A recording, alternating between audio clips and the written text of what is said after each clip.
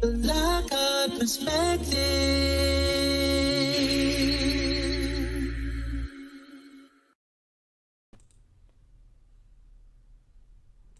To receive instant notification each time I upload, please hit the subscribe button and the bell notification. The Lockhart perspective.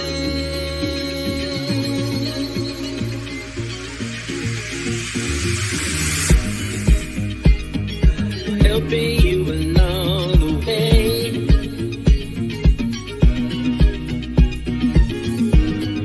Helping you to make it through another day. Yeah. Everything you need to know that you never knew, that you need to know. The Lockhart perspective.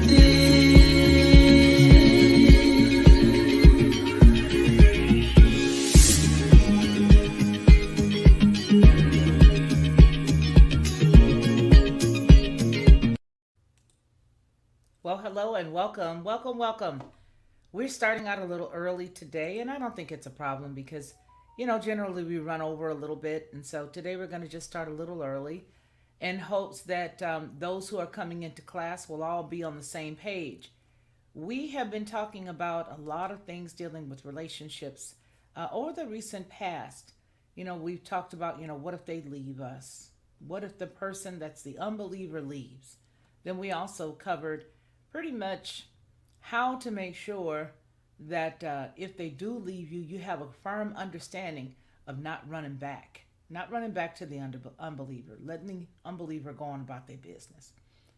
Well, today we're going to look at humility.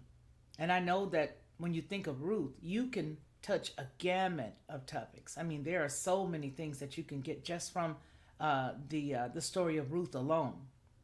You can get things about obedience. You can get stuff about humility. There are things about how to remain, just like we talked yesterday. I mean Monday, how to remain chaste, or how to remain whole, or sanctified, or set apart after you suffer a loss from a spouse who may have passed away.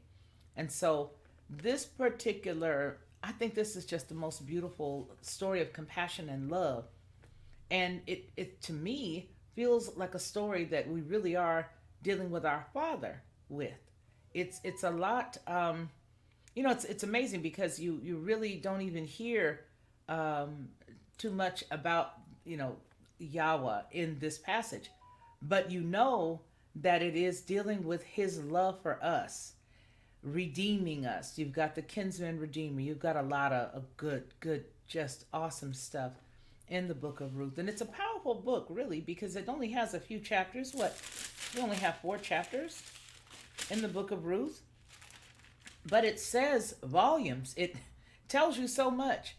So that's what we're looking at today. We're looking at the book of Ruth, and it's just a real relaxed conversation today. It's not a lot of heavy scripted stuff.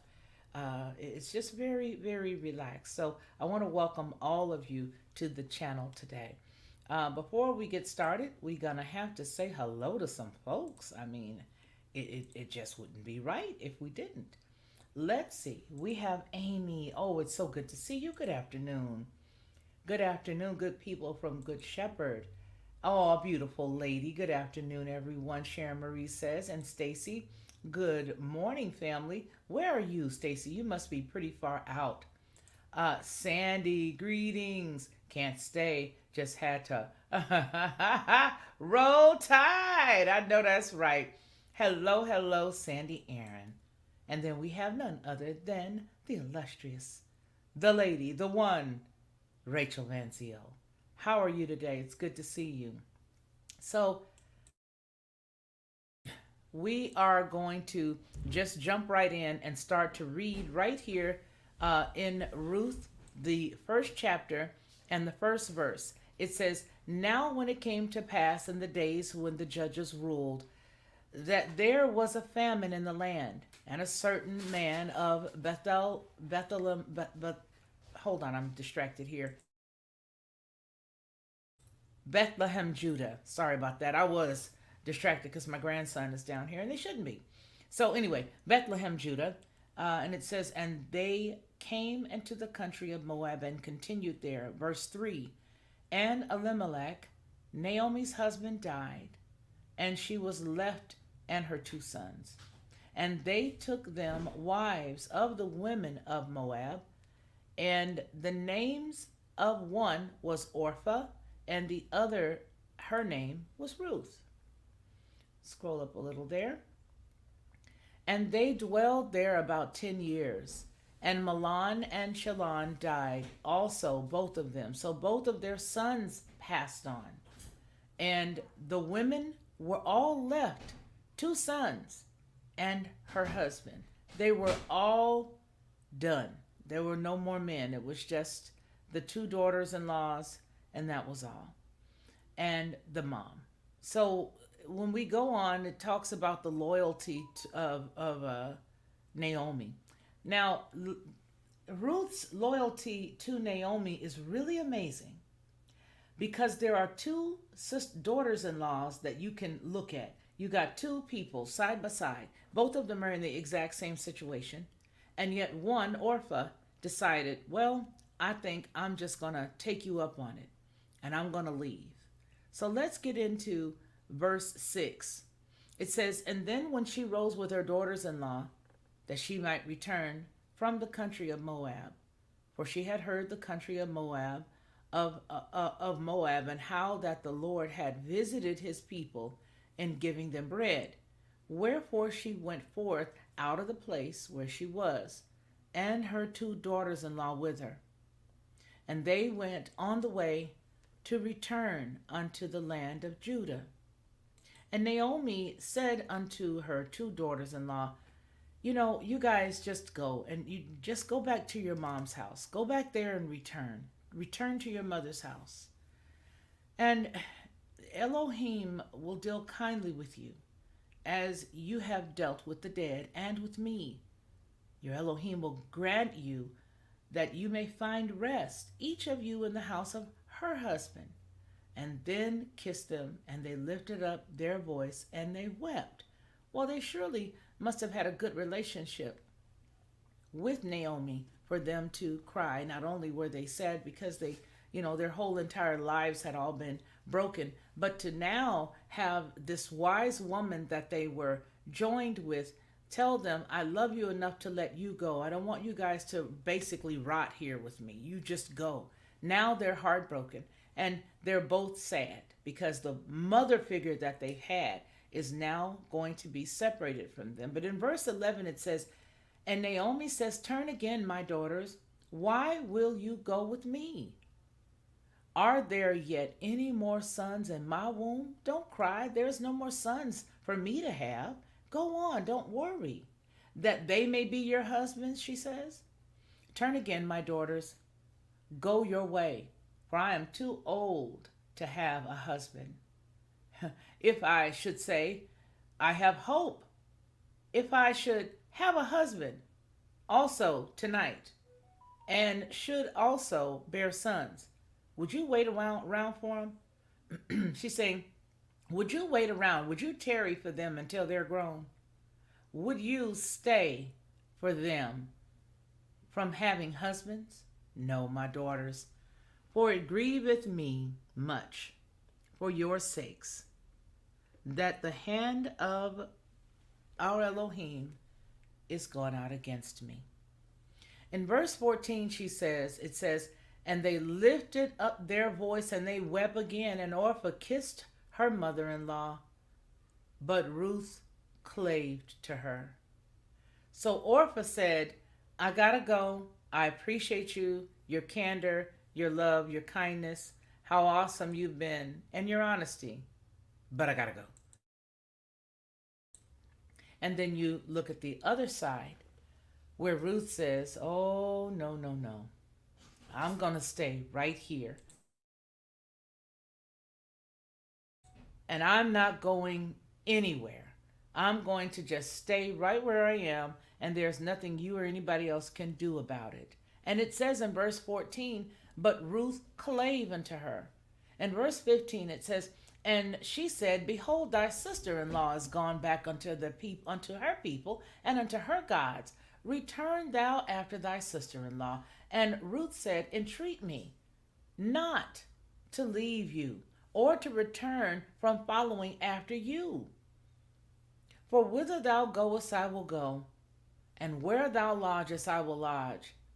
Thy people shall be my people, and thy, Yahweh, thy God, will be my God. Where thou diest, I will die, and there I will be buried. For the Lord do so to me, and more also, if aught but death part thee and me. And when she saw that she was steadfastly minded to go with her, then she left speaking unto her. I want to stop there because that is powerful. She had already had relationship with Naomi over the years. She knew her mother-in-law well. And this is what happens when you come close to truth. She didn't want to leave her mother-in-law because she had been introduced to truth. That's right. She did not want to leave her because she had been introduced to the truth. Don't you know that while Naomi lived a life in front of Orpah as well as Ruth, she could be nothing but herself. She could be nothing but herself. She had to live a life that was clean, a life that was pure, and a life that was pretty wise in order for Ruth to say, no, that's it. I'm not going anywhere. She knew that she had been around and she had seen some other things in her life, and those things weren't it. But that she came in contact with truth. Once you come into the contact of something that is true and that is right, it is very difficult to leave it. Now, I believe that maybe, and we can look at Orpah. We can think that maybe Orpah just thought, hey, she's right. I'm not staying around here. I'm going to kick it. I'm going to kick rocks. I'm screaming. I'm out of here. Am scray. And she ran on about her business, and she had every right to do so. But look at the blessing that comes Ruth's way simply because she decided to be humble, walk in humility, and to take care of her mother-in-law. You see, even though she stayed with her, she was still there taking care of her. She was ministering to Naomi as well as cleaving to Naomi. Do you see that? Do you see what a blessing one person's obedience is? Now, I know a lot of other people like to talk about just this one part. Oh, Boaz, Boaz. Oh, I'm sure Boaz was so fine. Oh, Boaz, this and that. Oh, I'm going to go get me a Boaz. But you know what? Anyone with two kneecaps can get a man. Think about that. I said it. But if you have the humility, just the kindness and the wisdom to listen to the older woman that's around you, that you cannot get just anywhere. And that's something that Ruth had. The wisdom that was ennobled in Ruth would be made even greater once we begin to go into the story that shows how her wisdom helped her for her future. Now, we already know chapter 1. Let's go on to chapter 2. I want to go to chapter 2 because here comes the kinsman redeemer. In Ruth chapter 2, verse 1, it says, and Naomi had a kinsman of her husband's, a mighty man of wealth of the family of Elimelech. And his name was Boaz. And Ruth the Moabitess said unto Naomi, let me now go into the field and glean some ears of corn after him, in whose sight I shall find grace. And she said unto her, go, my daughter. And she went, and she came and she gleaned in the field after the reapers. And she reaped up a very light part of the field that was belonging to Boaz, who was also a kindred of Elimelech.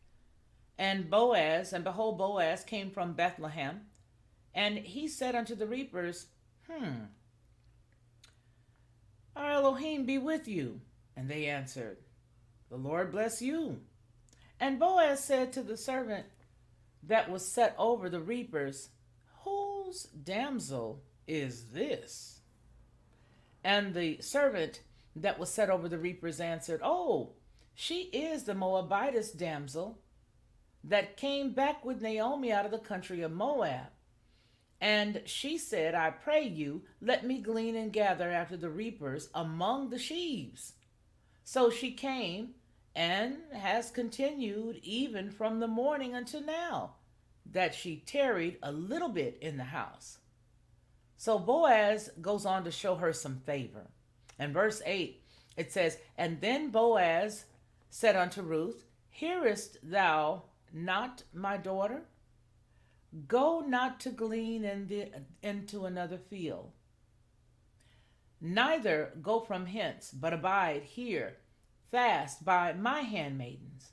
And then let thine eyes be on the field, that they do reap, and they go after them. Have not I charged the young men that they shall not touch thee?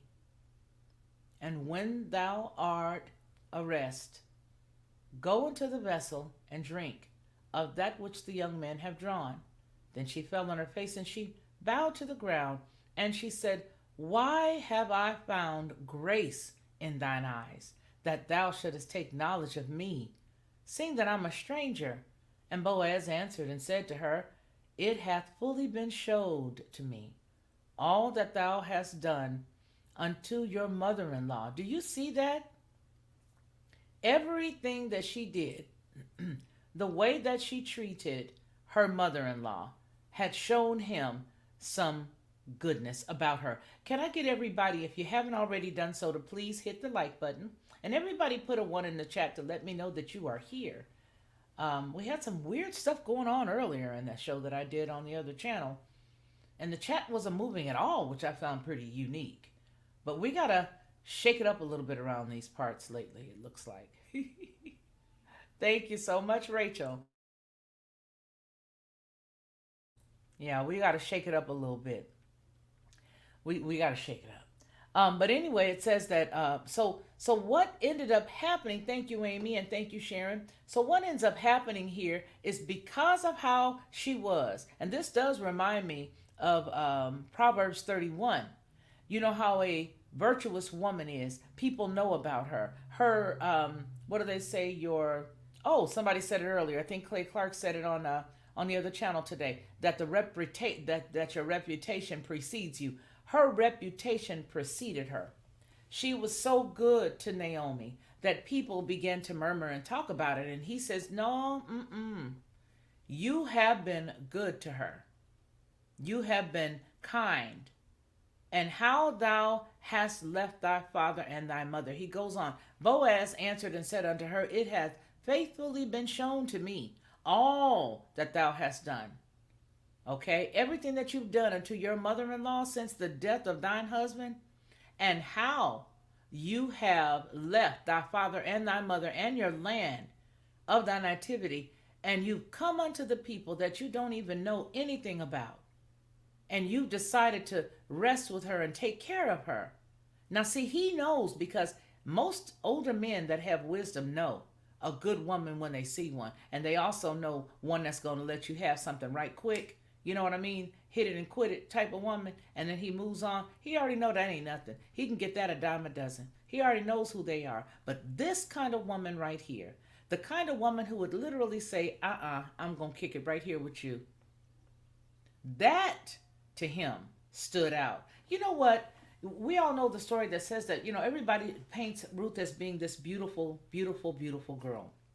Every story that you could ever look at tells you that she's so pretty and she's this and that. But how about if Ruth was just average? Ruth was just average. Nothing special, nothing fancy. Just average. All right? What about that? What would you think about that? And then the wisdom is that Boaz has enough sense to see past the look, and that's what he sees as beauty. Wouldn't that be a remarkable story? That she wasn't some beauty queen, or that she wasn't, you know what I mean, Miss Universe or whatnot, but that she was just average. Wouldn't that just be the cat's pajamas? That would be the cat's pajamas, in my opinion. Okay? So when we're thinking about this, we've already got a couple of pieces about Ruth. We already know that she had some obedience in her, because in order for her to stay around wisdom, she had to have done something that wisdom said to do. And her mother in law was wise. We'll see that in a moment. We'll see just how wise. We also know that she had to have faithfulness. She was faithful. How many of you know that being faithful is so imperative? There's not a lot of faithful people around here anymore these days. And the faithfulness we're talking about is not necessarily in the context of marriage, but it's in just keeping your word. What you say you're going to do, you do it. When you say you're going to be someplace, you try to be there the best of your ability. You give your word. Faithfulness. She was faithful. But I like her wisdom. Her humility, her wisdom, her faithfulness, her obedience. All of these things help us understand the end of her story, because the end of her story is still going on right now today. So let's get into that, because that's something we definitely want to see. All right. So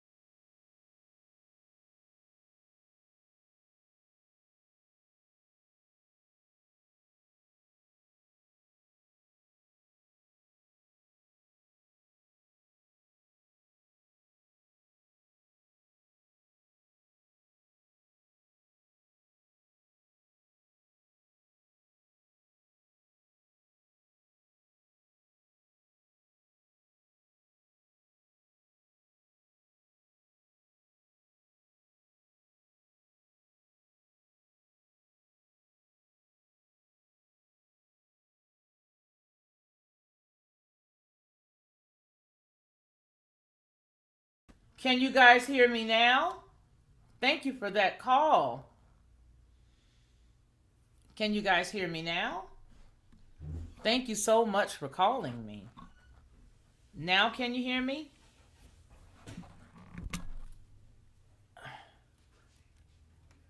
Okay, I'm going to switch these out. Hold on. I'm going to switch these out. Thank you guys for that. Oh, I'm so glad that Rachel gave me a call. Okay, let's see if we got this is any better. Okay, can you hear me now? Is that better? Hello, can you hear me now?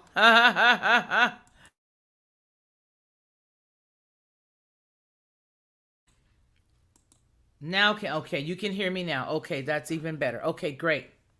All right, because we were just getting to the good part. But you know what? They have this thing where you can put this here now, And it should be where you can still hear me.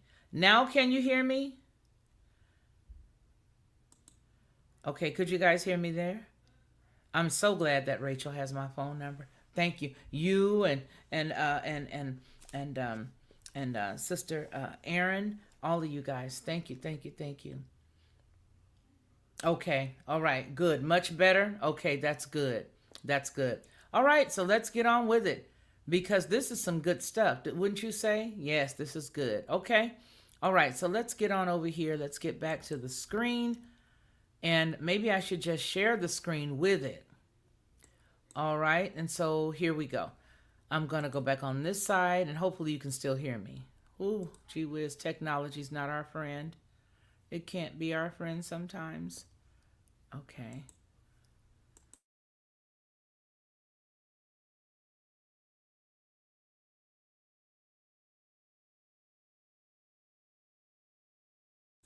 All right.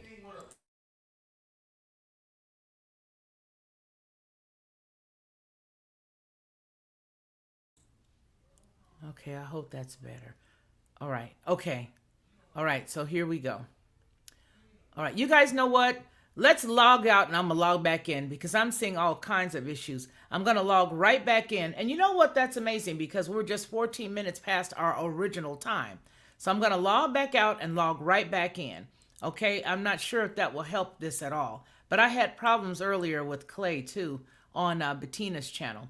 All right, folks, so I'm going to log out and log right back in. Thank you very much, and we'll see you guys soon.